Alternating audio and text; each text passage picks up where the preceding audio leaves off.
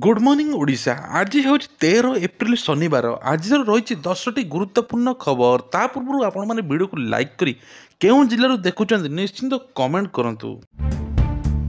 महाप्रभु लिंगराजंकर श्री रुकुणा रथयात्रा समन्वय बैठक नियोजित हेबे 12 प्लाटून पुलिस।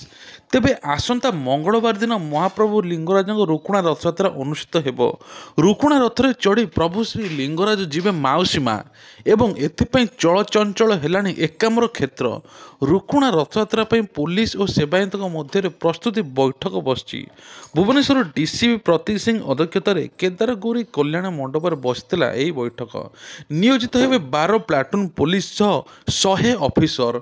ट्रैफिक नियंत्रण एवं एम्बुलेंस सेवा भक्त मान किपरि सुरुखुरु रथ टाणिबे से नहीं मध्य बैठक रे आलोचना होता।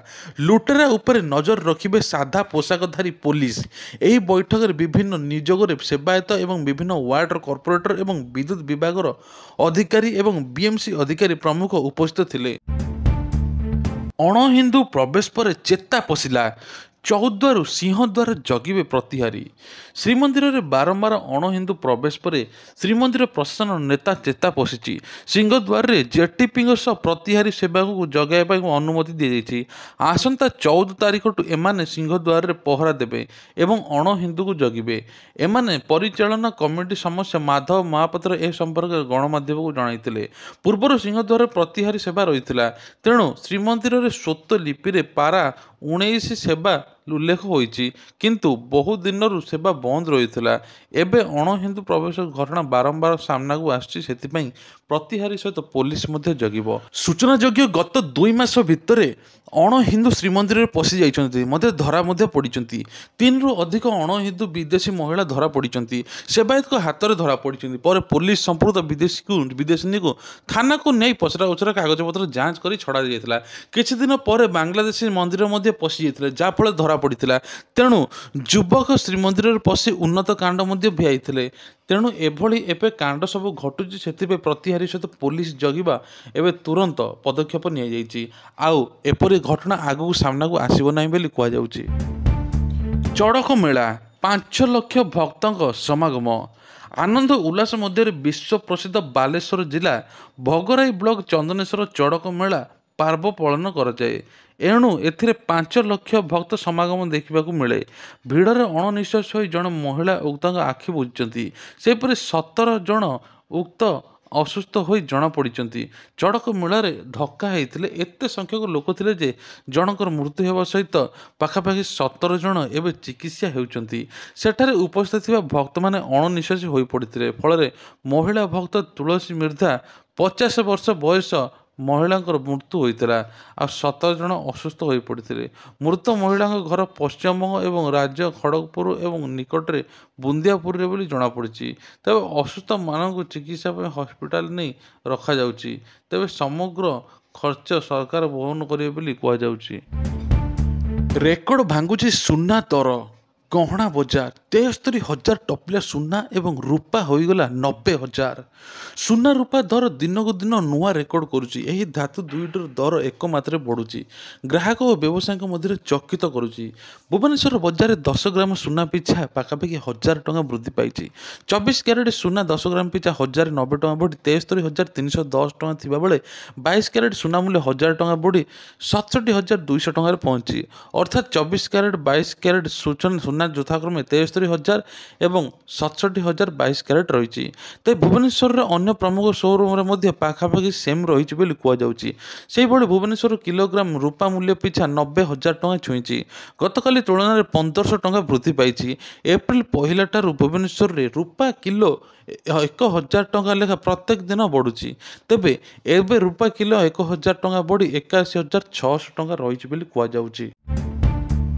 धरणीधर विश्वविद्यालय अन्यान्य छात्री निवास रे उत्कट पानी समस्या देखाई।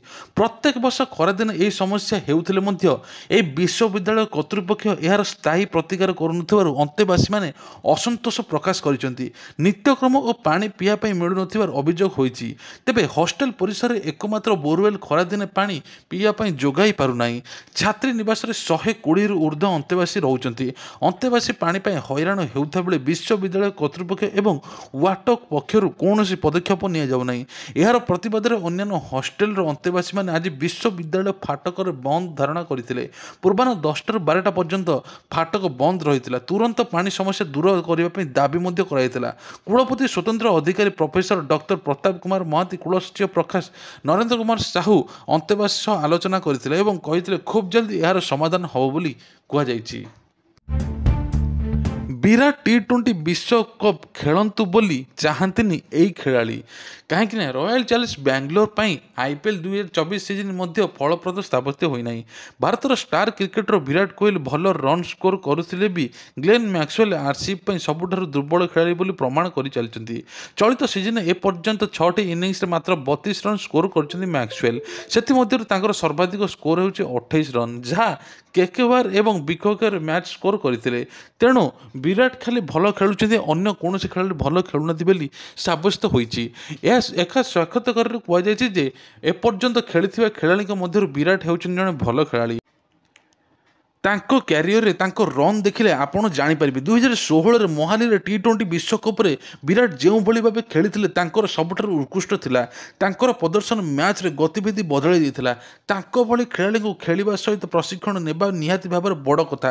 ହେଲେ ମୁଁ ତାଙ୍କ ବିପକ୍ଷରେ ଖେଳିବାକୁ ଚାହୁଁନାହିଁ। ତେଣୁ ଆଗାମୀ ଟି20 ବିଶ୍ୱକପ୍ ଖେଳନ୍ତୁ ବୋଲି ମୁଁ ଚାହୁଁନାହିଁ ବୋଲି କୁହାଯାଉଛି। ଭାରତ ସହ ପଙ୍ଗା ନେବା ମାଲଦ୍ୱୀପକୁ ପଡ଼ିଲା ମହଙ୍ଗା। ଏବେ ଭାରତରେ କରିବାକୁ ଯାଉଛି ଏପରି କାର୍ଯ୍ୟ। ଚୀନ କଥାରେ ପଡ଼ି ଭାରତ ସହ ପଙ୍ଗା ନେବା ମାଲଦ୍ୱୀପକୁ ପଡ଼ିଲା ମହଙ୍ଗା। ପରିସ୍ଥିତି ଏପରି ହୋଇଛି କି ମାଲଦ୍ୱୀପ ଭାରତୀୟ ପର୍ଯ୍ୟଟକ ନ ପହଞ୍ଚିବା ଦ୍ୱାରା ଅର୍ଥ ବ୍ୟବସ୍ଥା ପୁରା ଠପ୍ ହୋଇଯାଇଛି। ଏହି କାରଣରୁ ଆଣ୍ଠେଇ ପଡ଼ିଛି ମାଲଦ୍ୱୀପ। ଭାରତୀୟ ସହରର ରୋଡ୍ ଶୋ ଆୟୋଜନ ମଧ୍ୟ ପ୍ଲାନିଂ କରିଛି। ଦୁଇ ଦେଶ ମଧ୍ୟରେ ଉତ୍ତେଜନାପୂର୍ଣ୍ଣ ରାଜନୈତିକ ବାତାବରଣ କାରଣରୁ ମାଲଦ୍ୱୀପ ଯାଉଥିବା ଭାରତୀୟ ପର୍ଯ୍ୟଟକଙ୍କ ସଂଖ୍ୟା ଗଣନାରେ ବହୁତ ହ୍ରାସ ପାଇଛି। ଏହି କାରଣରୁ ମାଲଦ୍ୱୀପରେ ଏକ ପ୍ରମୁଖ ପର୍ଯ୍ୟଟନ ସ୍ଥଳ ମଧ୍ୟ ଅଛି, ଯାହାଫଳରେ ଭାରତୀୟମାନେ ଅଧିକ ଯାଉଥିଲେ। ଏବେ ଏପ୍ରିଲ 8 ତାରିଖରେ ଗୋଟେ ରିପୋର୍ଟ ଅନୁସାରେ ଜଣାପଡ଼ିଛି ଯେ ଭାରତୀୟମାନେ ମାଲଦ୍ୱୀପକୁ ଆଉ ଯାଉନାହାନ୍ତି, ଯାହାଫଳରେ ପର୍ଯ୍ୟଟନ ସଂଖ୍ୟା ହ୍ରାସ ପାଇଛି। ଏ ମାଲଦ୍ୱୀପକୁ ବହୁତ ଝଟକା ଲାଗିଛି। ମାଲଦ୍ୱୀପ ଏକ ପ୍ରମୁଖ ପର୍ଯ୍ୟଟନ ସ୍ଥଳ ରୂପେ ପ୍ରଶ୍ରୟ ଦେବା ଲାଗି ଭାରତର ପ୍ରମୁଖ ଟ୍ରାଭେଲ ସଂସ୍ଥା ଏବଂ ଅଂଶୀଦାରଙ୍କ ମଧ୍ୟରେ ବୁଝାମଣା କରିବାକୁ ମାଲଦ୍ୱୀପ ପ୍ରସ୍ତୁତ ଅଛି। ମାଲଦ୍ୱୀପର ପର୍ଯ୍ୟଟନ ମନ୍ତ୍ରଣାଳୟ ପକ୍ଷରୁ ଜାରି ରିପୋର୍ଟ ଅନୁଯାୟୀ 2023ରେ ମାଲଦ୍ୱୀପ ଗସ୍ତ କରିଥିବା 17 ଲକ୍ଷରୁ ପର୍ଯ୍ୟଟକ ଅଧିକାଂଶ ପ୍ରାୟ ଭାରତୀୟ ଥିଲେ।